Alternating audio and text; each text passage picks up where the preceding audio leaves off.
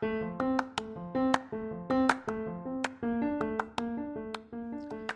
think those lessons of looking back and going, you know what, the rejection, the abandonment, all that stuff is, life happens for us, not to us. And that was lessons learned that I had to go through to make me the person that I am today. And yeah, it's kind of sucked at the time, but now looking back, I'm like, man, I wouldn't be that person today had I not gone through that. And so, those are the lessons that I have to look back and go, yep, I'm a changed person because of that. And my goal is, I've got a new goal, right? I want to leave a new legacy with my wife and my kids. And, we're breaking the chains of addiction and abuse and divorce. Welcome to the Hope Warrior Project podcast, where we bring you an extra dose of hope to help you get over the humps of life. I'm Stephanie Martino. And I'm Lydia Zuniga. And together we are bringing you real stories of hope from real people. We believe by hearing other people's stories of challenge and transformation, we can all gain some hope for ourselves. So if you've been looking to find and hold on to hope, you're in the right place. Join us on this journey as we all become warriors of hope.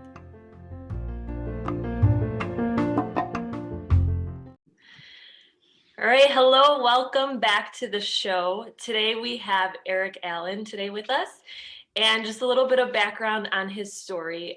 His parents were divorced when he was just 11.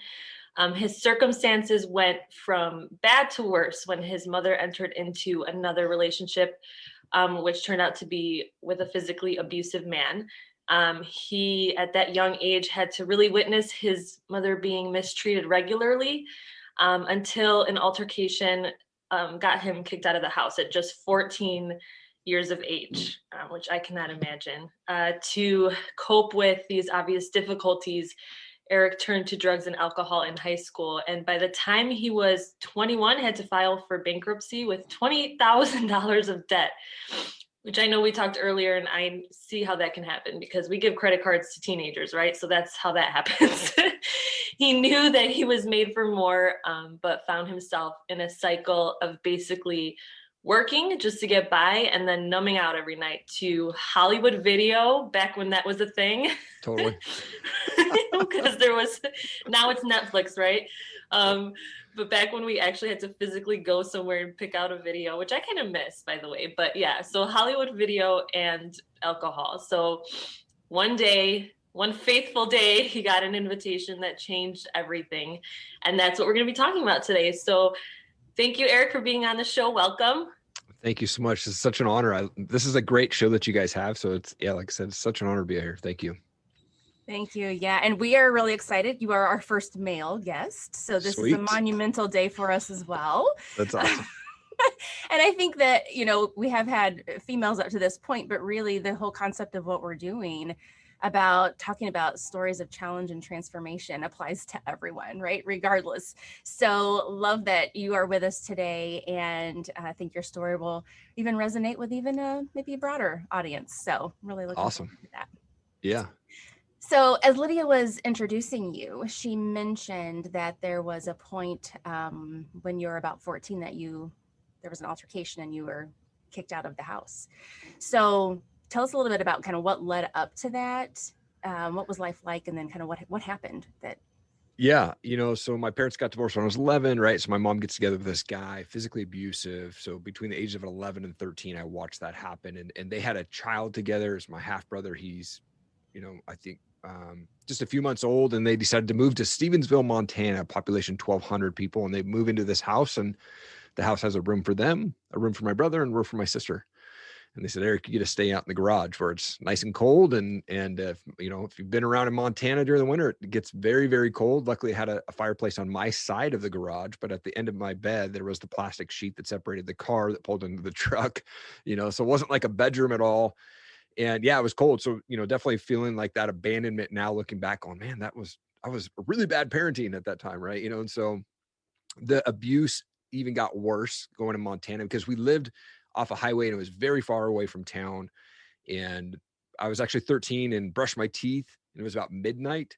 And, as they came home arguing, and the way the house was set up is behind me, if I'm brushing my teeth, is to the kitchen, to the pantry, to the garage. And they came home arguing and no big deal. But then something in my heart was like, man, you got to turn around. You got to try to stop this. And I turn around and I just see this guy on top of my mom. And he's like, boom, boom, boom, just punch my mom directly in the face. And I go, how do I get this guy off? And so the first thing that came to mind was I got to go get this cast iron pan that's in the cupboard behind him. And I played Little League. I got a pretty good swing. So I just walked up and swung as hard as I could to the back of his head and split it open.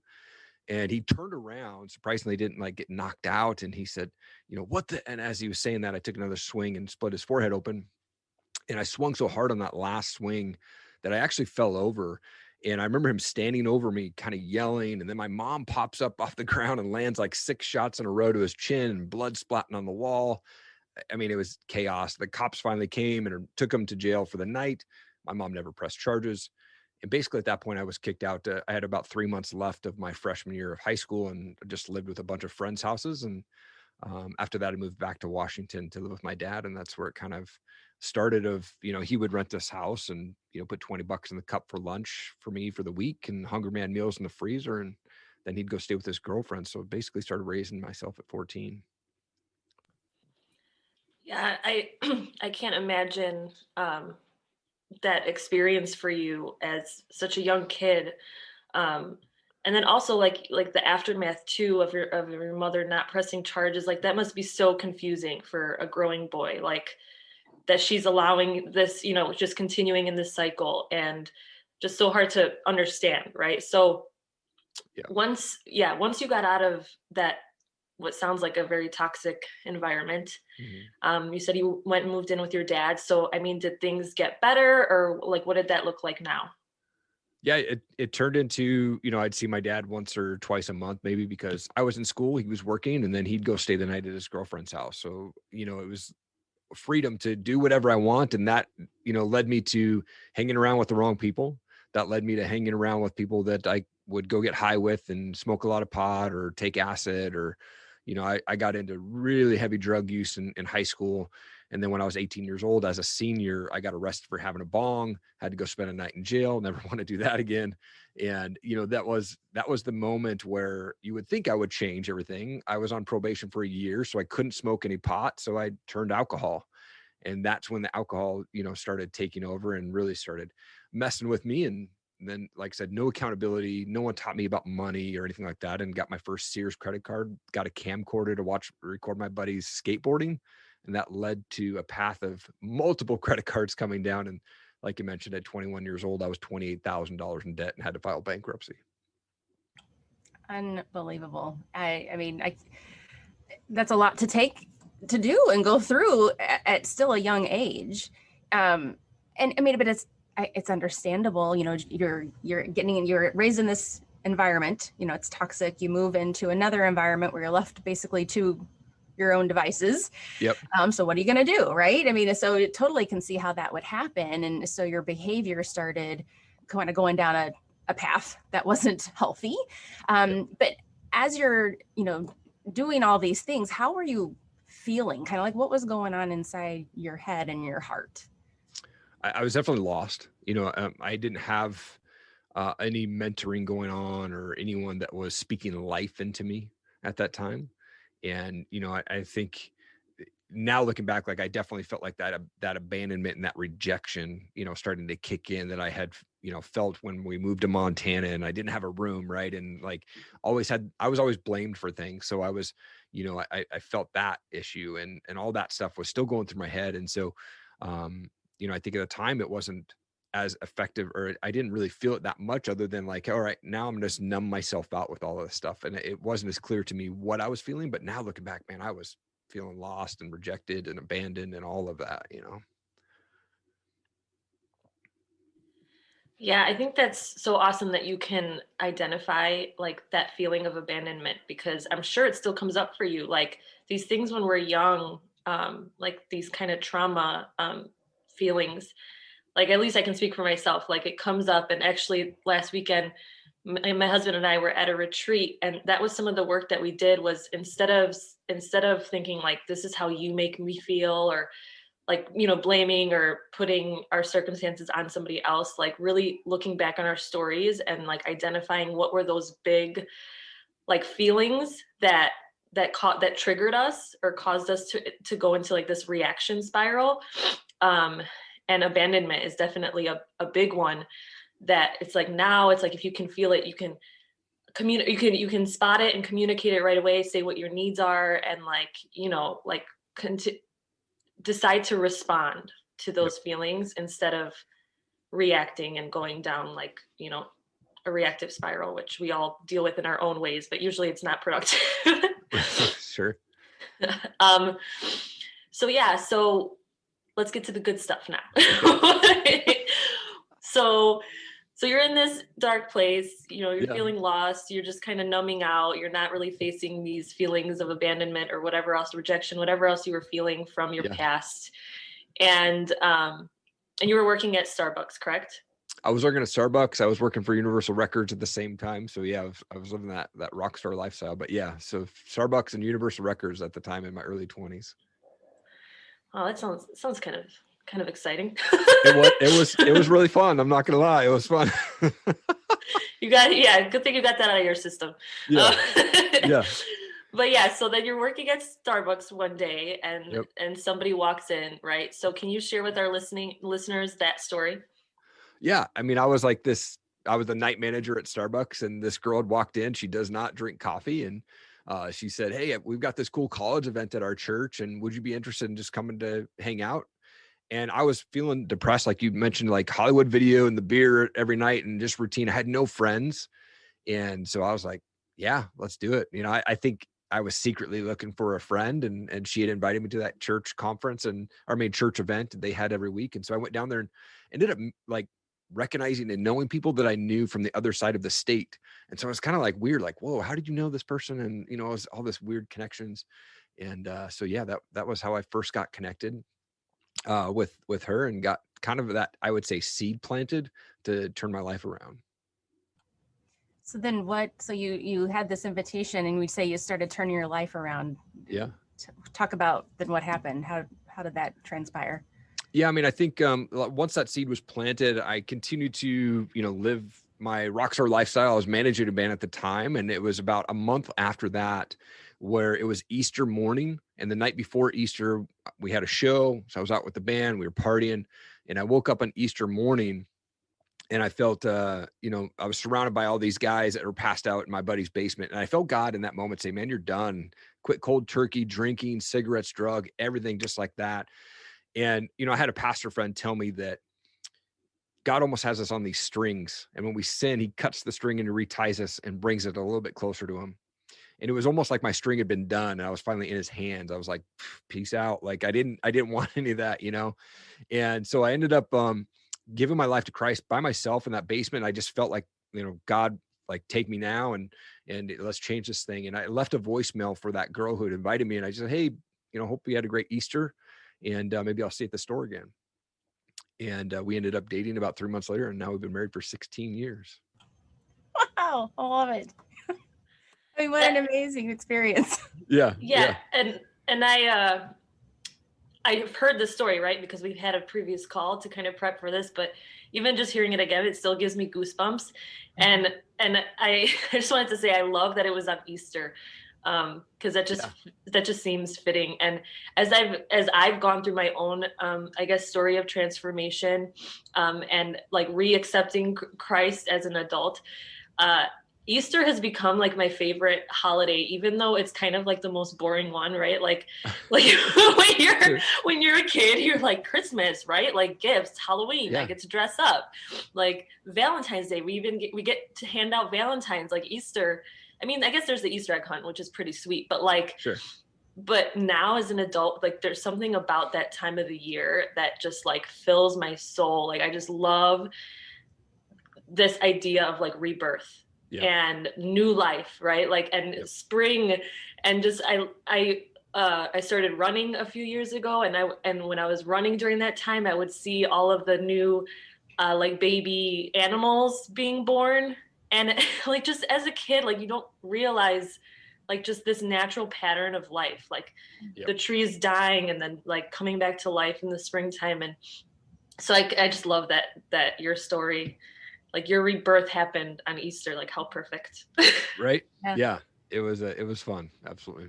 and that it happened where it happened. You're still surrounded in this lifestyle that was, an unhealthy lifestyle, and God spoke to you in that, which I think is so encouraging, because really God meets us where we are. Yep.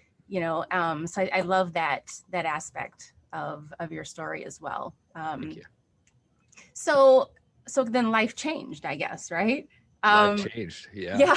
So how did life change? Because I would think making that shift from the partying, the drugs, the hanging out with all these people, also doing all those things, how do you shift into a new lifestyle and maintain some consistency there?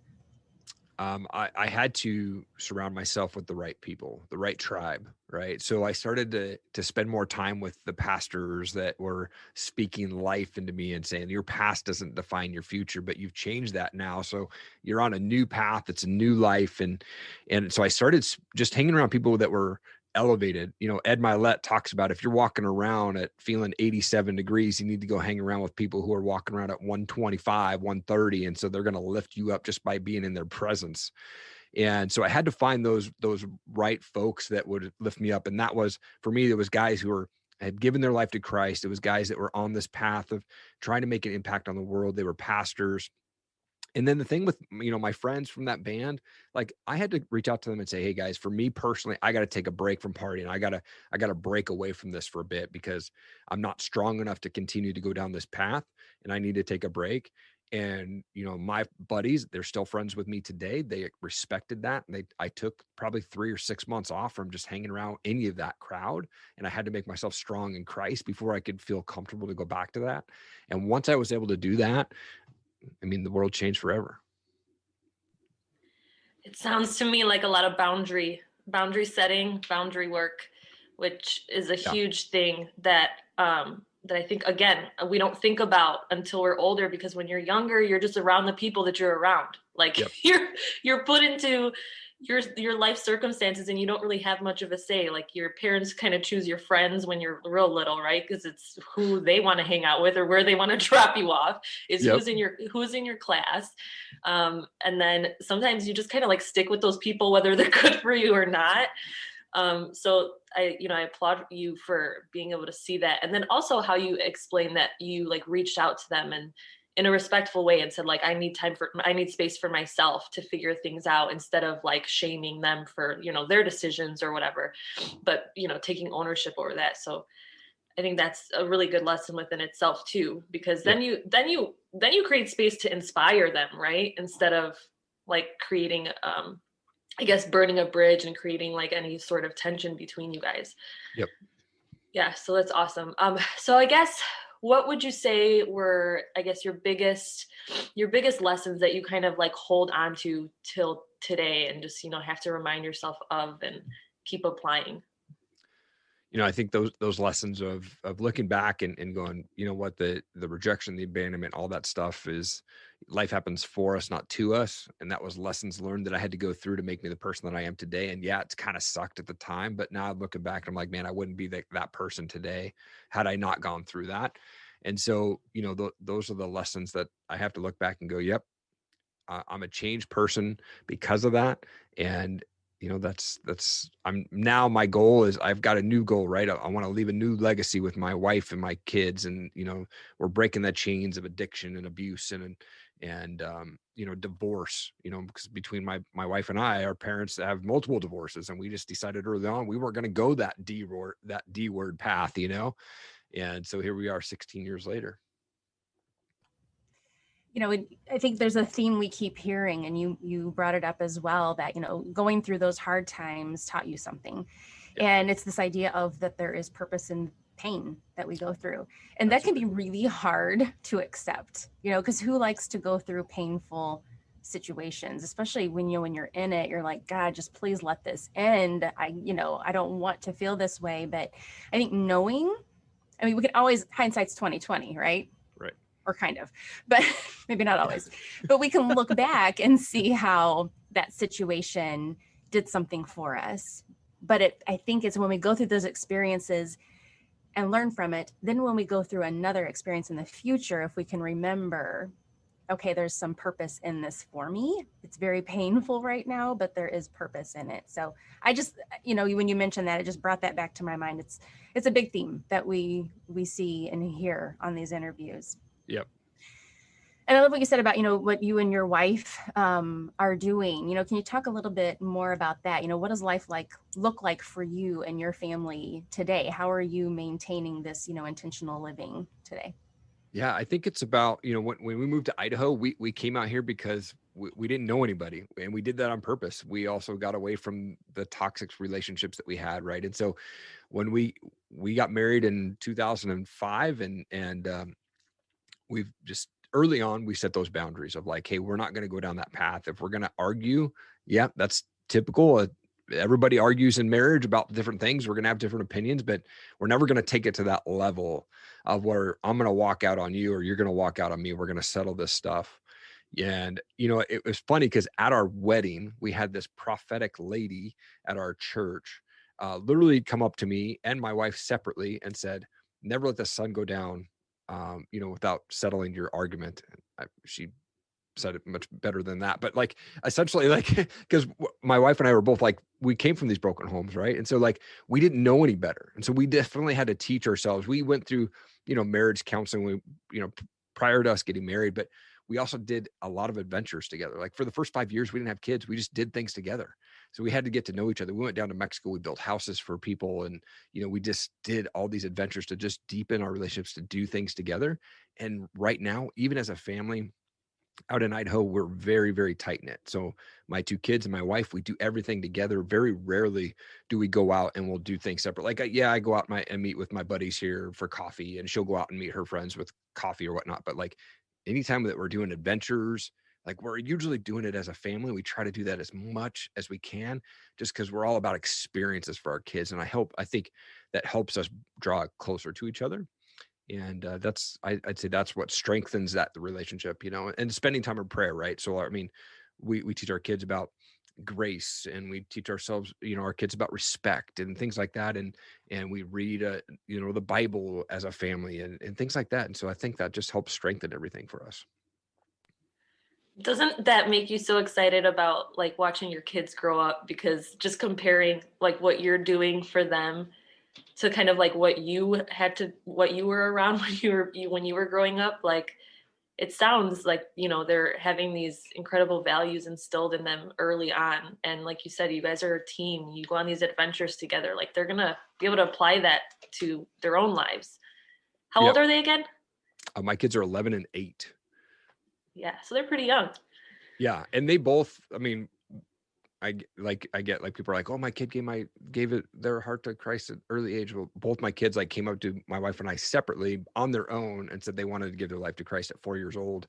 And so since then they've been on fire for the Lord, and it's been awesome to see their hearts. And like always, like my daughter, she wants to be a worship pastor, and she just loves loving on people. And my son has such a tender heart for everything. So yeah, it's fun to see him growing in that. Oh yeah, my middle child, she's 5, and when she prays, I swear heaven opens. Like, kids are just so like open. They're open, and like they're accepting of so much more, that as an adult we build up these walls. Our hearts harden because of circumstances that we see. And so I love seeing that in kids. And yeah, it's definitely exciting to think like what they're gonna accomplish when they're older. For sure. So this has been great. And something that we've been asking all of our guests is when you see the term hope warrior, just without even connecting it to us at all, just in your own personal way, like what does that mean to you? For me, I'm being a fan of combat sports and being this warrior mentality. Like that's, for me, it's that fighter, like to fight for your dreams, to fight for your family, to fight for your passion, but then also have that like impact of impacting the world and making changes, and giving people hope. Like, your story can change somebody else. And like, I shared my story at 39 years old. I'm 41 now. And if my one story can impact one person throughout the world, then that's what I think that is. So being a hope warrior, I think is being that fighter, fighting for your family, and then giving hope. I love that. You know, and it's funny because a lot of times we tend to focus on the hope part of Hope Warrior. Yeah. But the warrior part is really important. And so I love that that's kind of what you focused on first. And I know, like, based on some of your experiences with the MMA and all, that probably came to your mind first. But really, it is. I mean, you have to fight for it. Hope just doesn't happen on its own. Actually, I think I read something just today in a devotional that said hope is an active choice. Absolutely. And so, you know, when you think about it, sometimes it's really hard to choose hope. And that's when that warrior part of us kind of has to come into play. So thank you for sharing that. Yeah, absolutely. Well, now, if someone wants to follow you, I know you've run a couple of podcasts yourself. If they just like to connect with you in that way or follow your journey, how might they do that?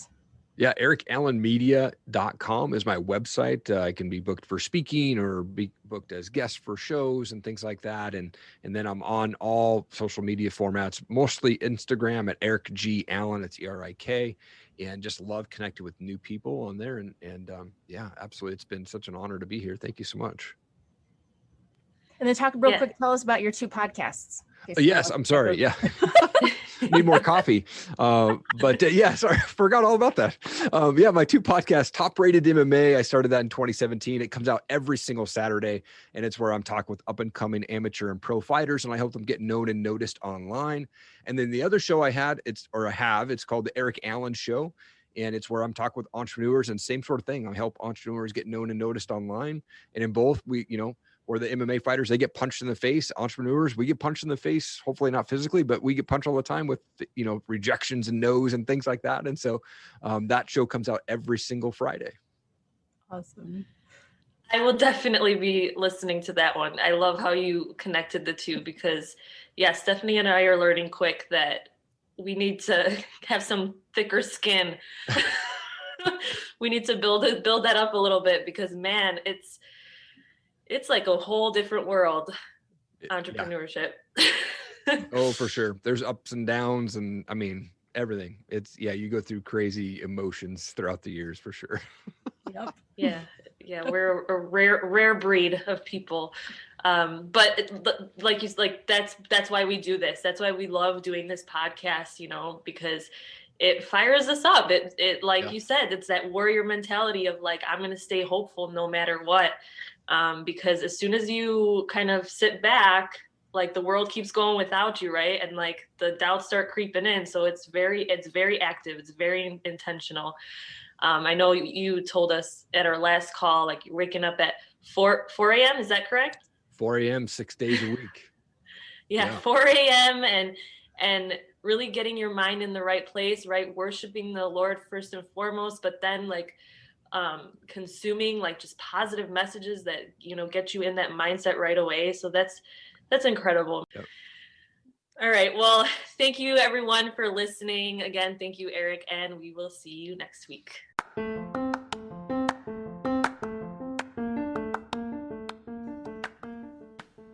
To all you Hope Warriors out there, thank you for joining us today to hear another incredible story. We hope that you are encouraged and are taking away something positive for your own life.